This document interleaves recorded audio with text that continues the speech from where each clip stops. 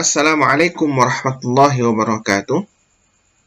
Innal hamdalillah, tsumma salatan wa salaman ala Rasulillah wa ala alihi wa ashabihi wa mawalah. Anda semuanya, kita bertemu kembali pada mata kuliah fikih ibadah.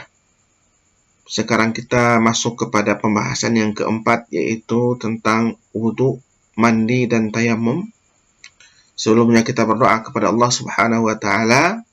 Semoga kita dikaruniai oleh Allah ilmu yang bermanfaat.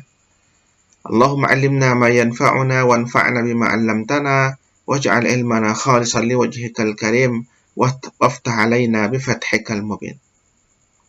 Allahumma alimna ma yanfa'una wanfa'na bima 'allamtana waj'al ilmana khalisan liwajhikal karim waftah 'alaina bifathikal mubin. Pada kesempatan kali ini, silahkan ditonton video ini dengan baik dan kemudian kembangkanlah apa yang saya sampaikan ini dengan membaca literatur yang relevan. Semoga Anda benar-benar mendapatkan ilmu yang bermanfaat. Pertama pembahasan kita itu adalah wudu.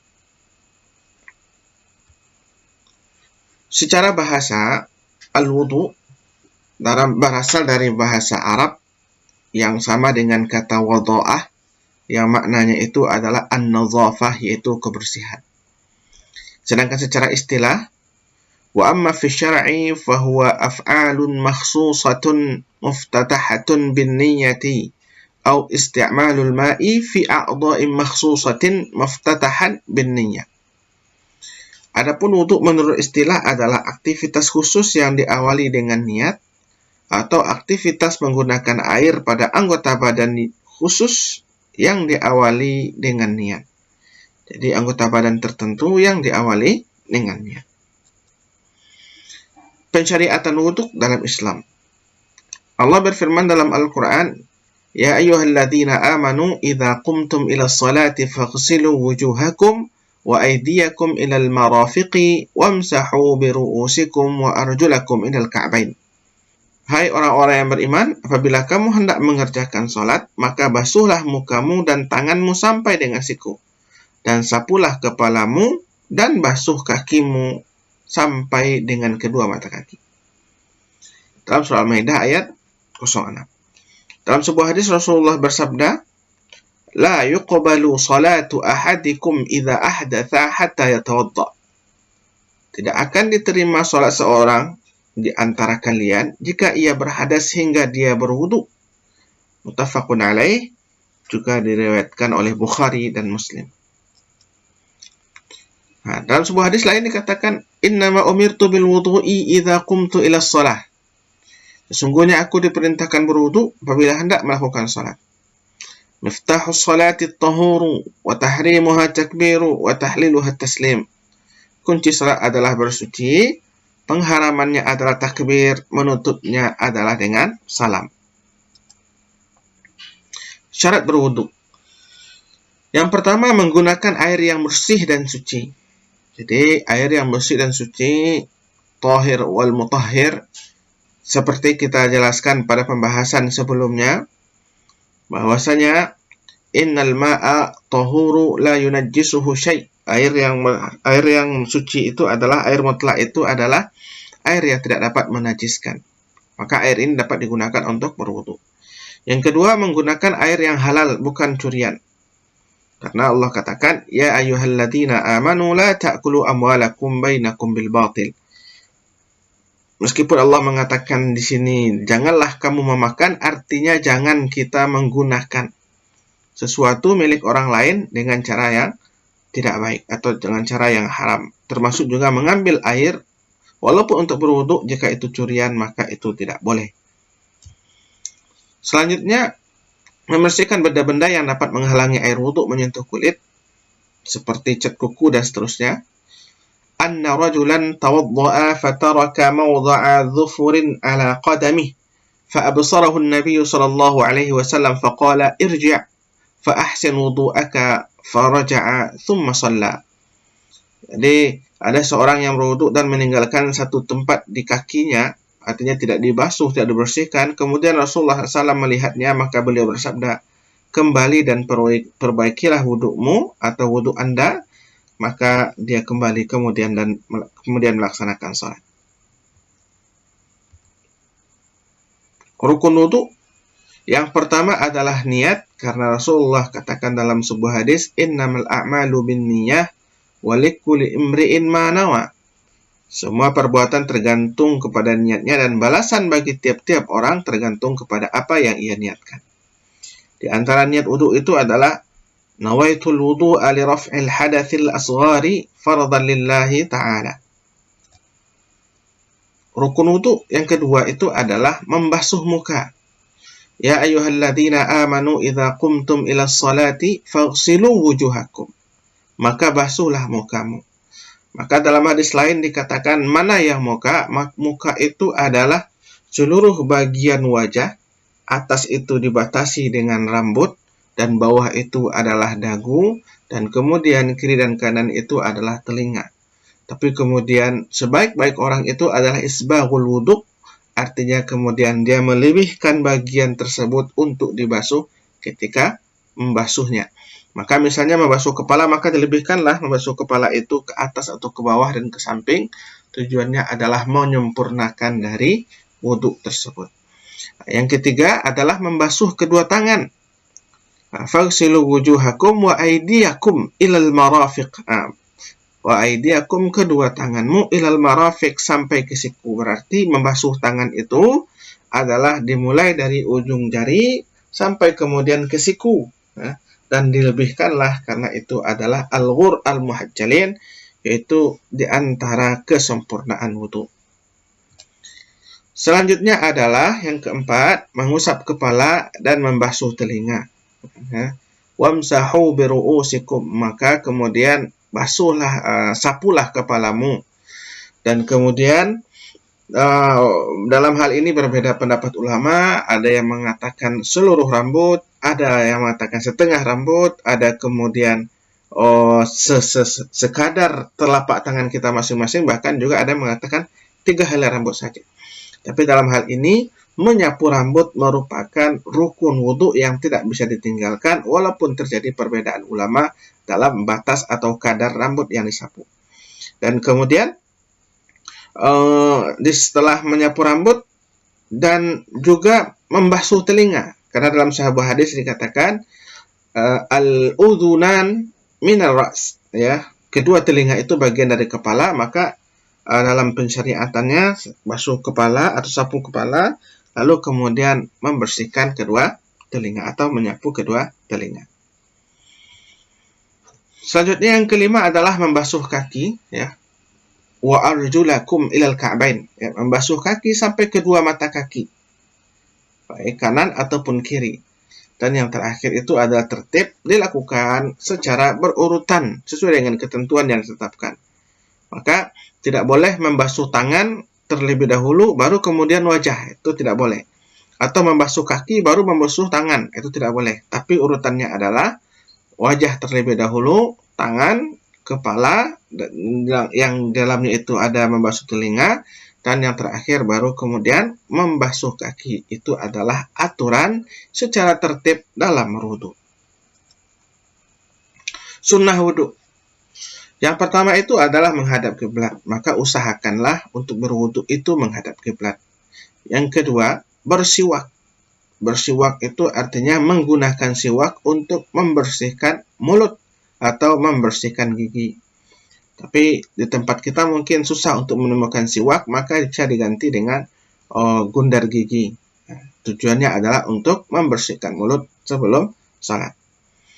Lalu kemudian membaca basmalah. Ini ada hadisnya, tawaddau bismillah, ya. Berwuduklah dengan menyebut nama Allah. Selanjutnya membasuh kedua telapak tangan. Jadi sebelum kita berwudu, dibasuh dulu kedua telapak tangan, itu dibersihkan dahulu. Idza staiqadha ahadukum min manamih fala yaghmis yadahu fil ina'i hatta yaghsilaha fa innahu la yadri aina batat yadah. Maka basuh dulu tangannya karena dia tidak tahu di mana tangannya itu tadi malam. Artinya dia tidak tahu bagaimana kondisi tangannya ketika dia tidur atau kondisi sebelumnya. Kemudian ada matmadah. Matmadah itu adalah berkumur-kumur, ya, memasukkan air ke mulut dan kemudian mengguncangnya. Tujuannya adalah untuk membersihkan mulut. Kemudian ada istinsyaq. Istinsyaq itu menghirup air melalui hidung dan kemudian istinthar ya, mengeluarkan air dengan menghembuskannya sekuat-kuatnya dari hidung itu, ya. Jadi istinsyaq dan istinthar ini merupakan dua cara untuk membersihkan saluran pernafasan. Selanjutnya adalah mengusap seluruh bagian kepala. Jadi dalam berwudu tadi wajib untuk membasuh atau menyapu kepala, ya. Wajib menyapu kepala. Tapi apakah sebagian saja atau setengah saja, seukuran dari tangan saja atau 3 helai saja? Ketika seseorang melakukan mengusapnya seluruh, maka itu bagian dari sunnah dalam beribadah. Tapi kalau saya 3 helai saja sudah cukup, ya, karena itu sudah bagian dari atau sudah melaksanakan rukun berwudu. Lalu kemudian mengusap kedua telinga, ya. Jadi kepala dan telinga seperti kita sampaikan sebelumnya, kepala dan telinga itu adalah dua hal yang tidak bisa dipisahkan. Al-udhunani min ra'si. Karena kedua telinga itu bagian dari kepala. Menyela-nyela jenggot dan jari, tentu bagi yang memiliki jenggot, maka menyela-nyela jenggot dengan menggunakan air, begitu juga dengan menyela-nyelakan jari ketika membasuhnya. Hal ini merupakan sunnah ketika berwudu. Mendahulukan bagian yang kanan atau tayammun, ya, mendahulukan yang kanan. Idza labistum wa idza tawadda'tum fabda'u bi ayyaminikum, ya. Maka mulailah dari arah kanan atau bagian-bagian tubuh yang sebelah kanan. Lalu kemudian membasuhnya sebanyak 3 kali. Jadi rukun wudu itu membasuh hanya 1 kali saja. Itu sudah cukup. Tapi kalau menyempurnakan dengan membasuhnya 3 kali, itu merupakan sunnah dalam berwudu. Disesuaikan dengan kondisi. Jika airnya banyak, maka boleh dilakukan. Tapi kalau seandainya airnya sedikit, cukup untuk sekali saja, maka cukup melakukannya 1 kali. Membasuhnya 1 kali saja. Selanjutnya berdoa setelah berwudu. Di antara doa yang diajarkan dari Rasulullah SAW, Ashhadu an la ilaha illallah wahdahu la syarikalah wa ashhadu anna Muhammadan abduhu wa rasuluh. Lalu ditambahkan oleh Tirmidzi, Allahumma ja'alni minat tawwabin wa ja'alni minal mutatahhirin. Dan juga ada riwayat yang mengatakan wa ja'alni min ibadikas salihin.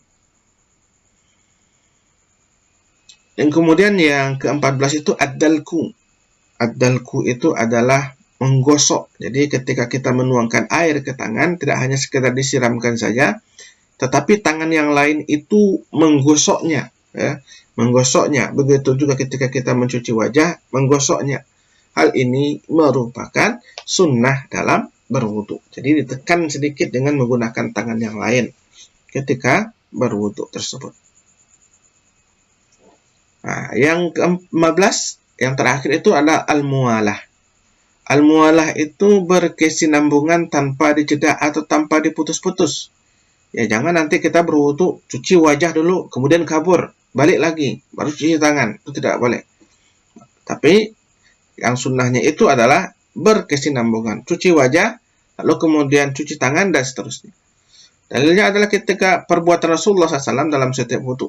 Namun apabila kita menjeda wudu, ya, atau tidak mualah, maka wudunya tetap sah. Misalnya ketika membasuh, tiba-tiba airnya mati, airnya habis, gitu. Maka kita harus mencari sumber air yang lain. Tapi kalau seandainya air itu jumlahnya lebih banyak yang kita temukan, maka mengulang wudu tentu lebih baik. Tapi kalau seandainya dilanjutkan juga tidak apa-apa. Nah, ini tata cara wudu Rasulullah SAW, ya. Dan nanti juga bisa dibaca pada modul ini atau file presentasi ini yang saya bagikan. Nah, yang intinya adalah seperti yang kita sampaikan sebelumnya, tapi kemudian ada istilah isbaghul wudu yang harus Anda pahami. Apa itu isbaghul wudu? Menyempurnakan dalam membasuh setiap bagian tubuh yang merupakan anggota dari berwudu. Mencuci wajah, lebihkanlah mencucinya. Mencuci tangan, lebihkanlah mencucinya. Mencuci kaki, begitu juga. Tujuannya adalah, kata Rasulullah, antum yaumal qiyamati al-ghur al-muhajjalin. Ya. Nanti di akhir zaman itu kalian itu akan tampak dengan cahaya yang bersinar-sinar. Dari mana asal cahaya itu? Dari anggota wudhu yang kita basuh ketika hidup di dunia. Oke. Selanjutnya hal yang membatalkan wudhu, ya, kharaja min sabilain. Yang pertama itu keluarnya sesuatu dari dua jalan, qubul atau dubur, maka seseorang itu berhadas. Ya. Maka hadas mewajibkan seseorang untuk berwudhu jika seandainya ingin melaksanakan salat atau melaksanakan tawaf atau membaca Al-Quran. Yang kedua, hilangnya akal karena tidur, gila atau lainnya, seperti pingsan ini ya. Faman nama falyatawadda. Yang ketiga, bersentuhan kulit seorang laki-laki dan seorang perempuan yang telah balik dan bukan mahramnya tanpa menghalang. Aula mastumun nisa ya. Dalam mazhab Syafi'i, bersentuhan saja itu sudah membatalkan wudhu, tapi dalam mazhab-mazhab yang lain itu tidak serta-merta membatalkan wudhu, tapi ada ketentuan-ketentuannya yang mungkin bisa Anda eksplor lebih dalam. Yang keempat, menyentuh kelamin atau lubang dubur manusia dengan menggunakan bagian dalam telapak tangan atau bagian dalam jemari. Mamassa zakarahu falyatawadda. Hadis Rasulullah, siapa yang memegang kelaminnya, baik laki dan perempuan, ya, maka kemudian berwudu'ah. Ya. Walaupun Rasulullah menggunakan di sini istilah zakar, laki-laki, tapi kemudian juga berlaku untuk perempuan yang memegang kelaminnya, sehingga kemudian dia harus berwudu karena telah dianggap batal wudunya. Pembahasan kita selanjutnya yang kedua adalah mandi. Mandi secara bahasa artinya adalah silanul ma' ala syai', mengalirkan air kepada sesuatu. Secara istilah, mandi itu adalah ifadatul ma'i at-tahuri ala jami'il badani ala wajhim makhsusin. Mengguyurkan air yang suci dan bersih kepada seluruh bagian badan dengan cara tertentu. Pensyariatan mandi, ya ayyuhalladzina amanu la taqrabus salata wa antum sukara hatta ta'lamu ma taqulun wala junuban illa 'abiri sabilin hatta taghtasilu. Ya. Jadi, hai orang-orang yang beriman, janganlah kamu salat sedang kamu dalam keadaan mabuk, sehingga kamu mengerti apa yang kamu ucapkan.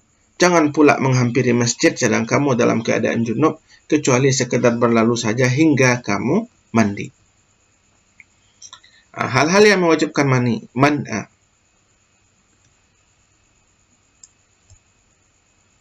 hal-hal yang mewajibkan mandi. Yang pertama itu adalah keluar mani, baik bagi laki-laki maupun perempuan dengan cara hubungan suami istri, ataupun melalui mimpi atau cara yang lain. Nah, jadi keluarnya mani itu menyebabkan seseorang wajib mandi. Dalam sebuah hadis, an Ummi Salamata anna Umma Sulaim wa hiya imra'atu Abi Talhah qalat, ya Rasulullah, inna Allah la yastahi min al-haqqi, fahal 'ala al-mar'ati al-ghuslu idha ihtalamat? Faqala na'am idza ra'atil ma'. Perempuan pun kalau seandainya dia bermimpi lalu keluar maninya, maka dia wajib mandi. Begitu juga dengan laki-laki. Yang kedua, bertemunya dua kemaluan walaupun tidak mengeluarkan mani. Hubungan suami istri tapi kemudian tidak mengeluarkan mani, baik laki dan perempuan. Dalam hadis Rasulullah, idzal taqal khitanani aw massal khitanu al-khitan wajaba. Maka maksudnya di sini adalah jika seandainya dua kemaluan bertemu atau bila kemaluan menyentuh kemaluan lainnya, maka itu mewajibkan. Apa yang diwajibkan? Al-ghuslul janabah, mandi junub. Yang ketiga, terhentinya haid dan nifas. Haid adalah darah yang keluar dari seorang perempuan. Ini bertanda bahwa mereka sudah sampai umur, umumnya keluar di usia remaja, dan ini rutin, kemudian datangnya bulanan. Dan kemudian nifas adalah darah yang keluar mengiringi persalinan. Jika pendarahan telah berhenti, maka wajib mandi bagi keduanya. Rasulullah SAW bersabda, idza aqbalatil haidu fada'iya salata فإذا ذهب قدرها فاغسلي عنك الدام وصلي. Apabila haid telah tiba, tinggalkan sholat. Apabila telah selesai, maka mandilah dan kemudian sholatlah. Selanjutnya yang keempat adalah meninggal dunia. Jadi seseorang yang meninggal dunia itu wajib dimandikan selama memungkinkan untuk dimandikan. Tapi kalau seandainya tidak memungkinkan untuk dimandikan, seperti orang yang meninggal di medan perang, syahid dalam keadaan penuh darah, luka dan sebagainya, maka dia cukup dikafani dan kemudian dikuburkan. Nah, sekarang juga bagi orang yang meninggal akibat corona misalnya, jika seandainya memungkinkan untuk dimandikan, maka mandikan. Tapi kalau seandainya tidak, khawatir nanti orang yang memandikan itu terinfeksi, maka boleh tidak dimandikan, diganti dengan tayammum. Rukun mandi itu ada dua. Yang pertama adalah niat, yang kedua mengalirkan air ke seluruh tubuh. Sunnah mandi dan tata caranya. Yang pertama itu adalah membaca basmalah, mencuci tangan sebanyak 3 kali, membersihkan faraj dari segala bentuk kotoran, berwudu sebelum mandi, menyiram sebanyak 3 kali, menyela-nyela rambut dengan jari, mendahulukan bagian tubuh sebelah kanan, dilakukan berkesinambungan, menggosok badan dan tidak berlebihan dalam menggunakan air. Ya, jadi jangan pula kita mandi untuk janabah, ya, lalu kemudian habis air 3 baskom. Itu tidak perlu, ya. Seperlunya saja, karena kita juga dianjurkan untuk iktisadu fi isti'malil ma', harus berhemat dalam menggunakan air. Kemudian tata cara mandi Rasulullah SAW. An Aisyah radhiyallahu anha qalat kana Rasulullah sallallahu alaihi wasallam idza ightasala min al-janabati ghasala yadayhi thumma tawadda'a wudu'a lis-salati thumma ightasala ثم يخلل بيده شعره حتى إذا ظن أنه قد أروى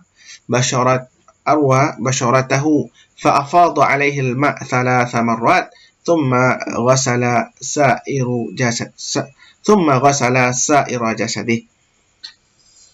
Nah, jadi Aisyah radhiyallahu anha berkata bahwa Nabi SAW mandi dari janabah, maka beliau mulai dengan mencuci kedua telapak tangannya, kemudian berwudu sebagaimana wudunya untuk sholat, kemudian masukkan jari-jarinya ke dalam air, kemudian menyela dasar-dasar rambutnya sampai beliau menyangka air sampai ke dasar rambutnya, kemudian menyiram kepalanya dengan kedua tangannya sebanyak 3 kali, kemudian beliau menyiram seluruh tubuhnya. Jadi disiram dulu kepala sebanyak 3 kali, kemudian baru membasuh atau menyiramkan air ke seluruh tubuh. Ini adalah cara Rasulullah mandi janabah yang diriwayatkan oleh Aisyah radhiyallahu anha. Selanjutnya adalah tayammum. Tayammum secara bahasa berarti al-qasdu, artinya menyengaja. Secara istilah adalah mashul wajhi wal yadaini bi syai'in minas sa'id. Ya, menyapu wajah dan tangan dengan tanah ataupun dengan debu. Pensyariatan tayammum dalam Al-Qur'an dikatakan wa in kuntum marudha aw ala safarin aw jaa ahadum minkum minal ghaiti aw lamastumun nisaa falam tajidu ma'an fatayammamu sa'idan thayyiban famsahu biwujuhikum wa aydikum min. Dan jika kamu sakit atau dalam perjalanan atau kembali dari tempat buang air atau berhubungan badan dengan perempuan lalu tidak memperoleh air, maka bertayamumlah dengan permukaan bumi yang baik atau yang bersih, sapulah mukamu dan tanganmu dengan tanah itu. Kemudian media yang digunakan bertayamum adalah tanah, ya. Tanah yang bersih berupa pasir atau bebatuan, tanah yang berair atau lembab boleh, ataupun tanah yang kering.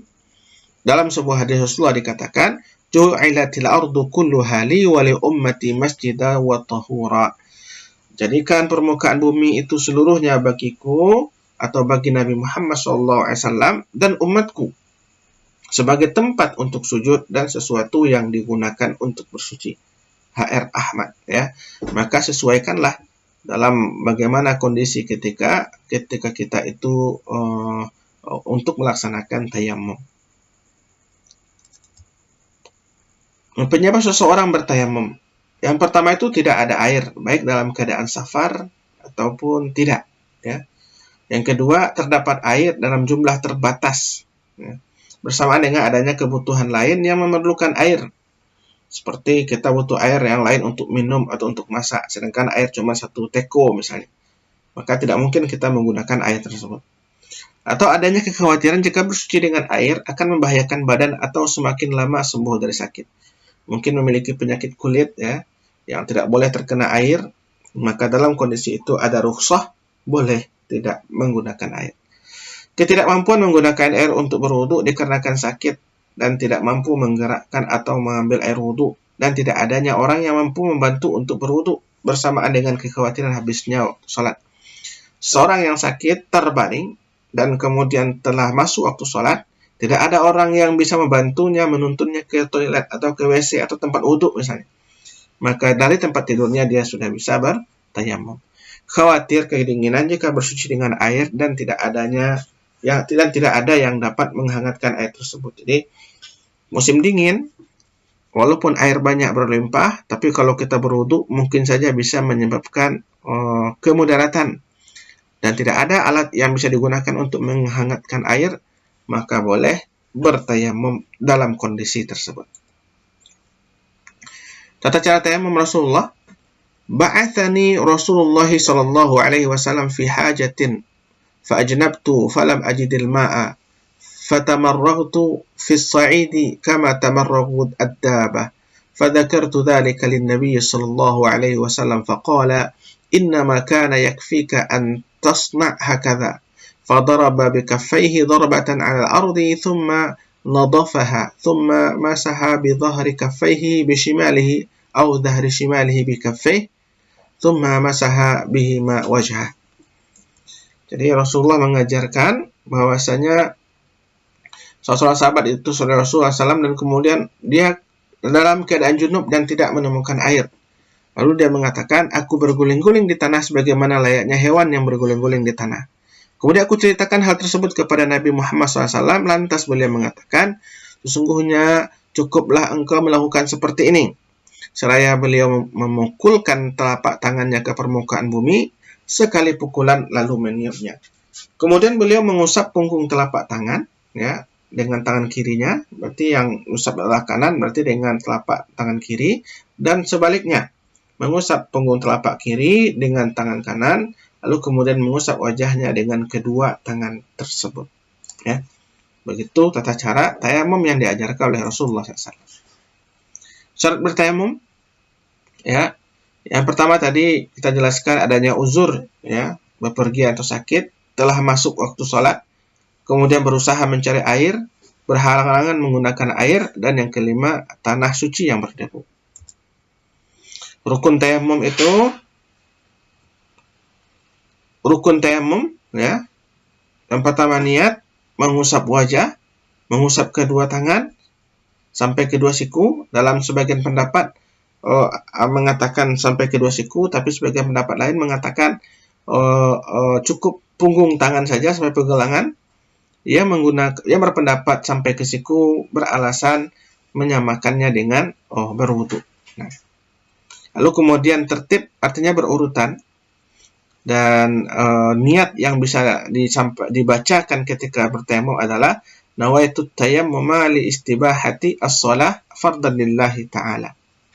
Sengaja aku bertayamum untuk kebolehan melakukan salat wajib karena Allah. Oke. Di antara niat yang bisa dibacakan ketika bertayamum adalah nawaitu tayammuma li istibahati sholati fardhan lillahi ta'ala. Jadi untuk membolehkan kita melaksanakan sholat. Jadi itulah yang membedakan antara wudu dengan tayamum. Tayamum itu dilakukan untuk satu sholat satu tayamum, sedangkan untuk wudu itu bisa satu wudu untuk beberapa ibadah sholat. Hal-hal yang membatalkan tayamum sama dengan hal-hal yang membatalkan wudu, hanya saja pada tayamum itu jika seandainya seseorang mendapati air, maka tayamumnya batal. Ia harus berwudu dengan menggunakan air. Idza hadaral ma'u batalat tayammum. Jika seandainya air telah ditemukan, maka tayamum tadi menjadi batal.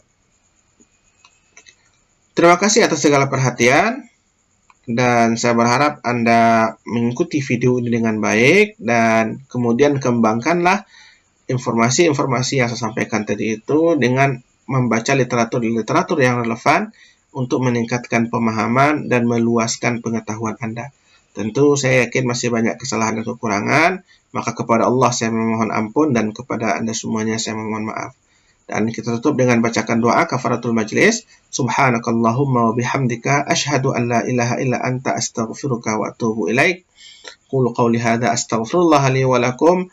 Assalamualaikum warahmatullahi wabarakatuh.